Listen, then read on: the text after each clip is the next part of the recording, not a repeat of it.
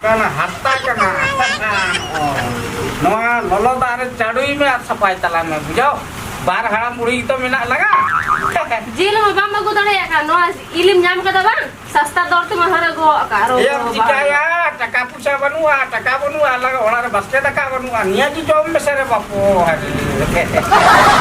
anda ya betul pada ya acan ne basam me ada di itu बड़ी मुश्किल से मेना गई जॉन्डिस खन लाइट फुलान लेकिन भीतर सहयोग रसे जा किसी कते की जुदी हुई तो पे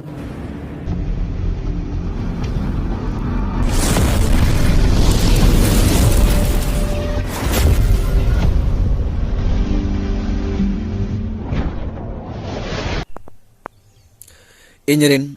sanam hudi marang boya armisiko gongke ko gate ko sanam koge johar inge bhagmat mormo mone mone tin uyhar goda inya mone re setenyok kan uyhar bicar sara khane sara beda hunang social media talarin jara pasnao sodorain sabangai menkan ona inya uyhar ona inya as kokmu bang purun purap kantinya cedak se indo metang rengge ora arne mit jasi hopon Chas कमी रे कुरुमुटु छुटा उहुआ चास कमी बांग कते रहो जहाना गे मिद दिन रे मिद बेड़ा नाल्हा तुमल काम काज ओडको हुयु गया जहां दो को मेना रेंगेज ओड़ा रे दो मिद बेड़ा नाल्हा कमी जुदी बाम चला चुल्हा रे सेंगल गे बांग जुलुआ तबे मिद बेड़ा कमी कते रहो ओक्तो ओडक कते खाटो धरा मिद ओडक रे हो सावता लगत समय लगत जाति लगत धर्म लगत इने लगत सेरेंग लगत रस्क लगत रमज लगत सावते मिटांग दुख लगत काम काज एतम कते मिन ओडक ऑक्तो ओडक कते जहाना बाग जहाना सोशल मीडिया तलारे मने रे सेतेñ ओडक कान उयहर बिचार सदर समांग लगत ऑक्तो ओडक होयो गया तो बेरी साना हुडी मारा बहा मिसिको आर बांग गंके को सोशल मीडिया तलारना कथा को उठको रकाब लेखान अड़े रस्के बुझा जहाँ उन दिन खन मेन इन नते खन बचड़ बचड़ोआ इन नते खन चेक कुछ बाड़ांग बुटुंग बाखेन बाड़ाया अब सावतारिन अड़ी आयमा बहामसी को मारंग मारंग लटू फोन रे इना मोहर मुटन झलकाव सावते इना नवा आड़ांग अड़ी आयमा हड़ा लुतुरे ताकेर अचुरुआ तबे तेहेñ सोशल मीडिया तलारे बोलो लेन खान अड़ी मारंग दुख खबर झारा पासनाब कना जहाँ दो सोशल मीडिया नितो सारेर उतर कना जहाँ दो nyutuman jatra Jokar King Topong Tudu Bikram Marandi Sarte kina duk perej कहने जहाँ दो साराम को बढ़ाया गया Topong Tudu Sarte kini तो अड़ी दुख कष्ट रे मेना आकर किना ओना दुख कष्ट खन वार लगत अकिनी ओड़ा हड़ बिक्रम मारंडी सारते किनी एरा चे बहु जोहार कते नेहर कते सोशल मीडिया तलारे मिटांग गड़ो सपोर्ट खोजना वीडियो किन शेयर का किन सदर समान का तबे उना को नेल बड़ा कते अड़ी कष्ट बुझो कना कष्ट दो नोंका गे जहाँ दो इन हो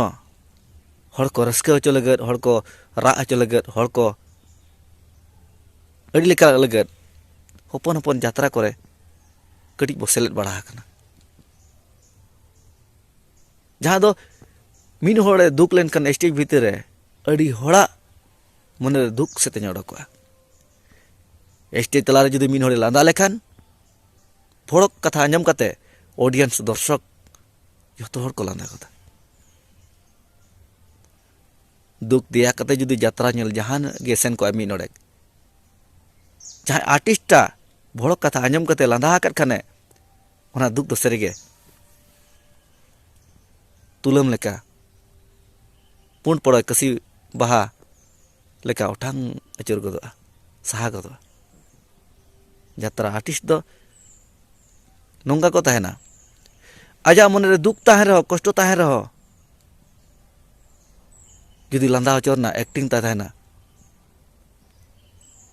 लांदारना एक्टिंगा दुख दिया कते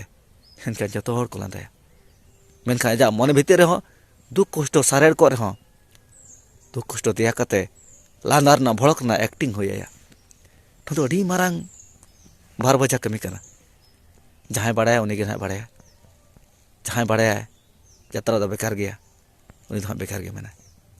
तो यात्रा भीतर रे ड्रामा भीतर रे फिल्म भीतर रे जहाँ तना बेसा मेना उना को दो बाबो हर हलंग बाबो सब सामटावा मेनखान जहाँ बड़ी बो ᱧᱟᱢᱟ उना के बो सब सरिते उना करना कथा उल्टा पलटा बो मेना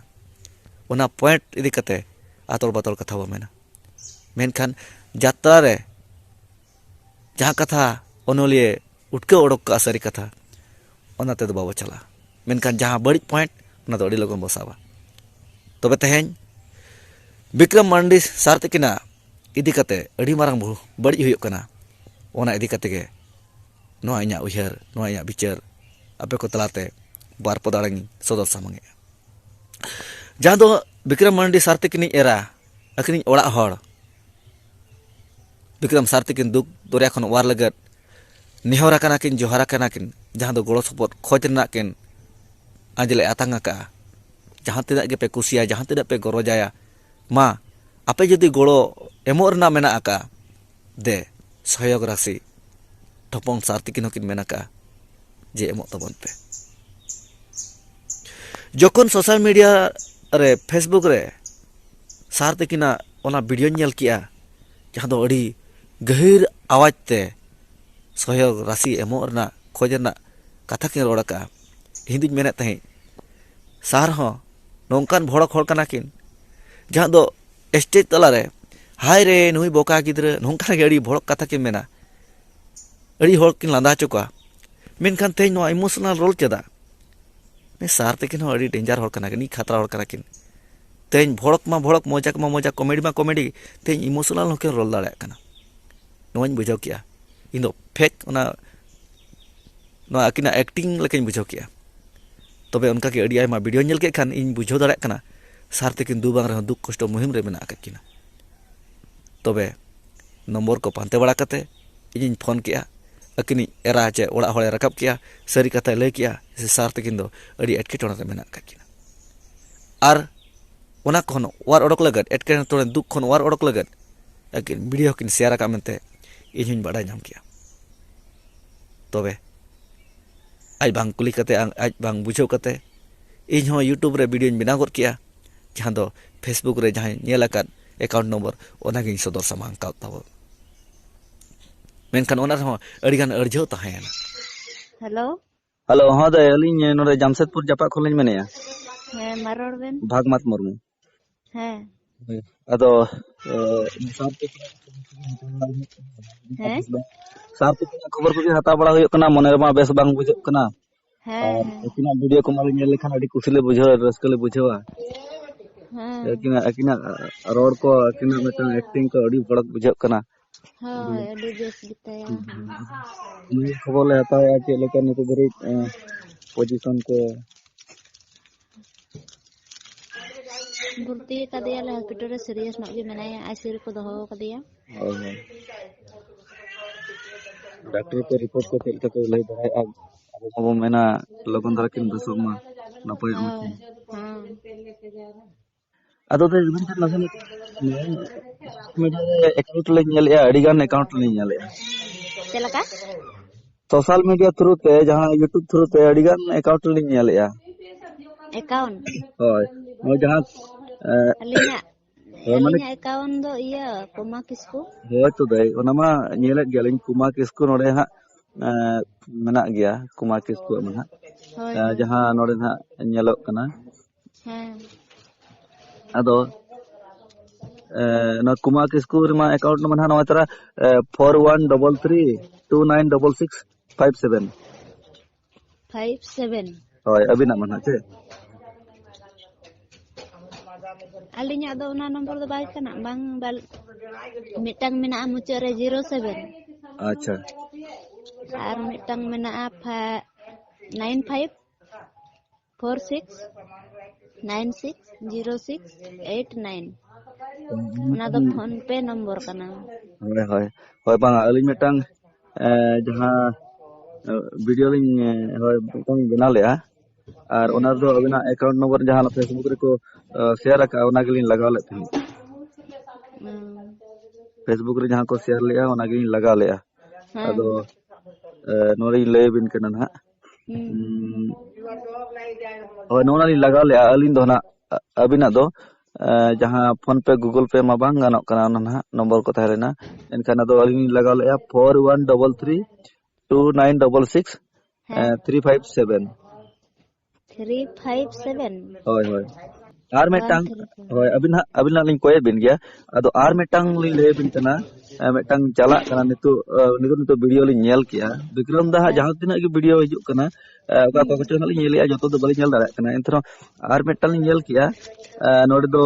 विक्रम सर तिकिना नितुम ते ओला कना यूसीओ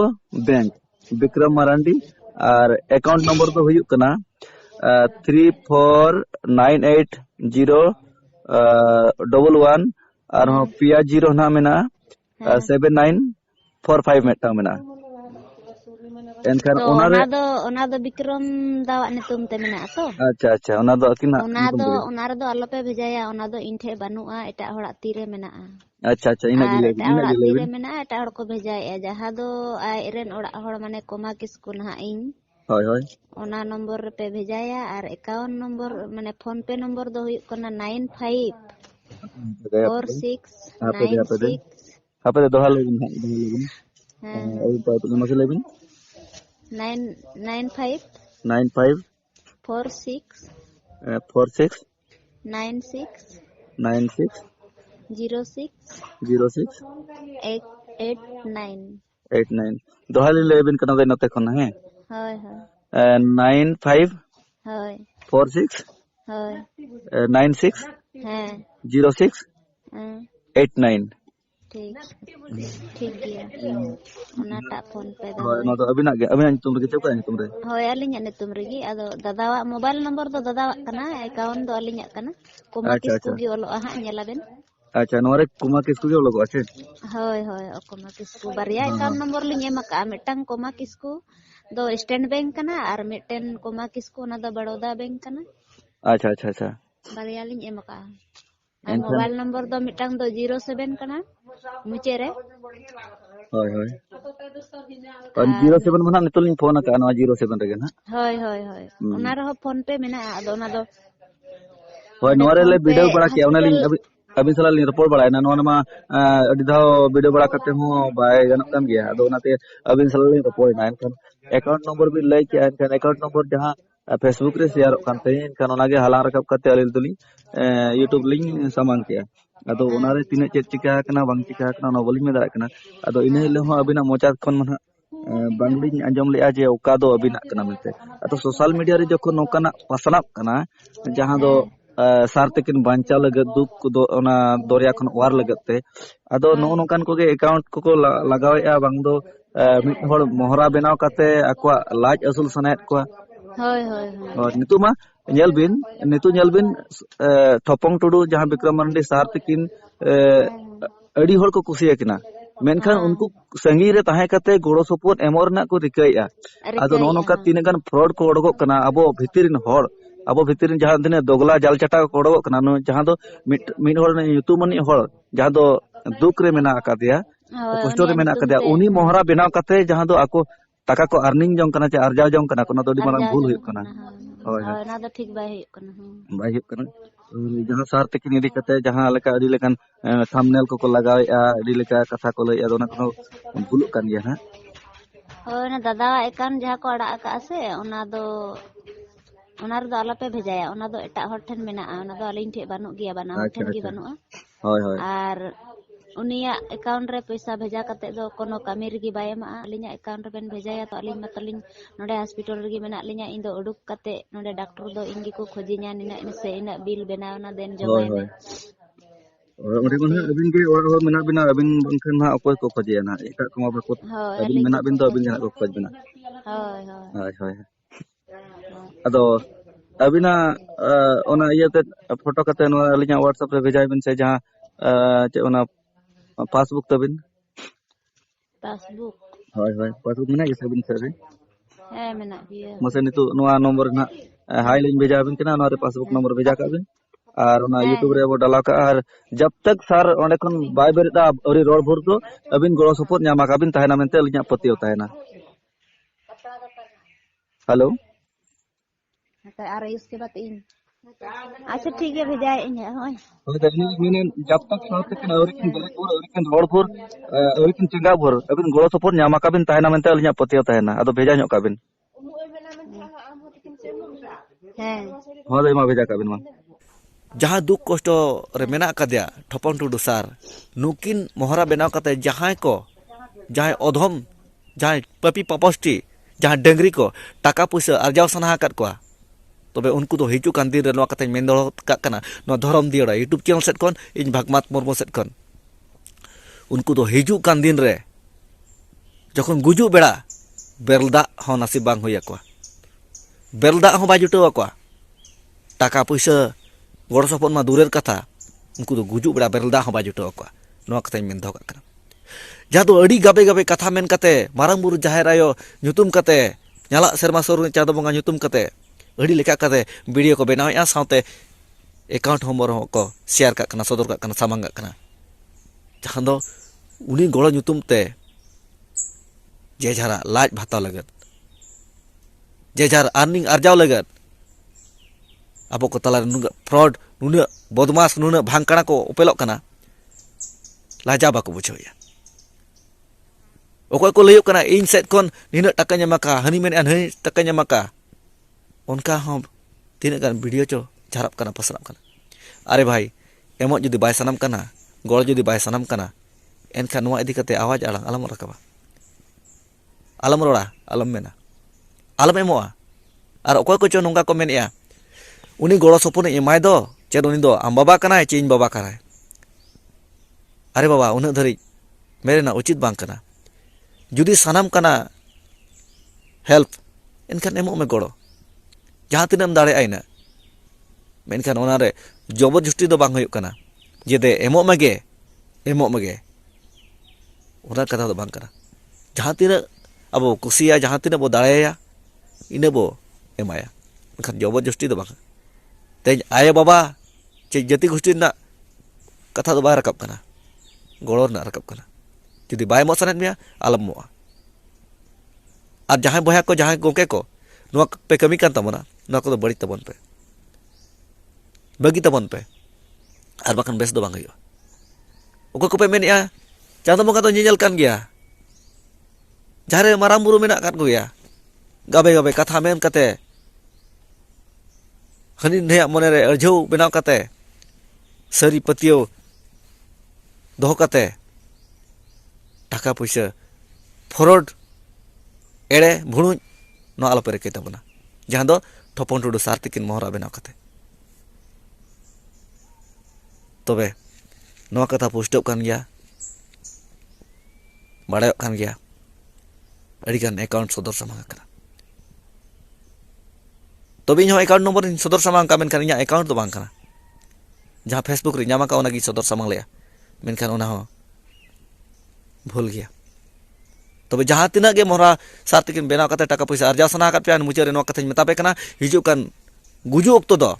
टाका पैसा मा दूरेर कथा आपे दो बेलदा हबा जुटो पे जहाँ तीना भांगकड़ा को उनका पे उपेलो कना और पे कमी कान ताबना तबे नोंका दो बगी पे अड़ीगान इन फोन हेज अकाउ दिया कौन बनेगा करोड़पति करे को फोन हेज गदोआ निना लॉटरीम जिताव कना हानका में का एटा होड़ा गे फोन हेज कना मेनखान आबो हर भीतर नौकान फ्रॉड पे जानामो कना डंगरी खन अड़ी लातार हर पे बनाव कना तबे मा अड़ी भोचर भोचर बांग कते कथा नडे केचड़ी डुगी तबना बुझप पे सुधरो पे आज जुदी बापे सुधरोआ जहाँ तीना गे सार तिकिन फैन मेना कर को जोतो होड़ा जांगा जुदी मिमिद धो ᱧᱩᱨ ᱟᱯᱮ ᱥᱮ ᱟᱯᱮ ᱴᱷᱮᱱ तबे बार पे बजावा ताबेन खन पे गुंडे उतरोआ तबे मा गरो जाए पे अड़ीसाय खान पे अड़ीसाय पे तबे फ्रॉड बनाव आलो पे रिकाया सार तिकिन मोहरा बनाव कते टाका पैसा अर्निंग अर्जाव आलो पे रिकाया बाखान जहाँ टाका अर्निंग अर्जाव ना मेना तापेया जहाँ को मिमिट टाका ओडोक कते गड़ो सपोर्ट को एमोग कना उनकुआग गे जुदी मिमिद धाव आपे ठेन जांगा nyuruआ तबे चेद पे चिका ओना उयहर पे दोगला दो ओके जबाज आलोपे बनावा जहां दुक कना उनी मांग वारेम गुसी ते जुदी आमा कमी नेलते आजे एमामा सारहा मे ओना गे मारांग कथा आर बाखान मिद हर सामांग काते आमा पॉकेट रे पैसा आरजाव लगत आलोपे रेकाया बार बार नोआ कथाኝ मेनेआ तबे इन दो उनी दो चिली हुñ बांग कना उनी चिली हो बांग कनाñ एंतर निना कथाñ मेन दाड़े कना जुदी उनी गे जुदी हुई को जहानिक गे तबे आपे चेद चिका आपे उयहर पे तबे इन दो नोआ दो बñ मेनेआ जहां tina ऑडियंस आरिन फैन को ताय बेना को उनको नोआ कथा को मेना आको मने रे नोआ उयहर सेतेñ ओडोक कना फ्रॉड सावधान ठपंग टुडू विक्रम मार्डी सार तकिन मोहरा बेना कते अर्निंग आरजाव सावधान और बाखान बार पे बजावा।